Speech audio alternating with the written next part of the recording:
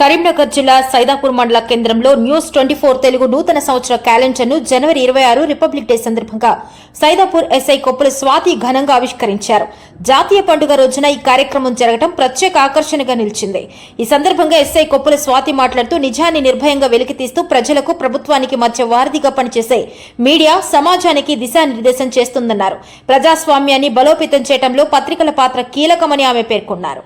ఈ కార్యక్రమంలో పాల్గొన్న స్థానికులు మాట్లాడుతూ రిపబ్లిక్ డే రోజున న్యూస్ 24 తెలుగు క్యాలెండర్ ఆవిష్కరణ జరగడం చాలా మంచి విషయమని, రాజ్యాంగ విలువలకు ప్రతీకగా నిలుస్తుందని అభిప్రాయపడ్డారు.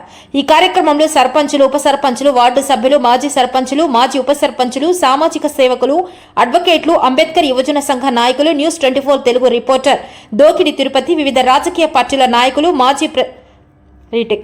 మాజీ ప్రజా ప్రతినిధులు పాల్గొని కార్యక్రమాన్ని విజయవంతం చేశారు. సైదాపూర్లో జర్నలిజం విలువలకు గౌరవం పెంచిన కార్యక్రమంగా ఈ క్యాలెండర్ ఆవిష్కరణ నిలిచిందని విలేకరులు అభిప్రాయపడ్డారు.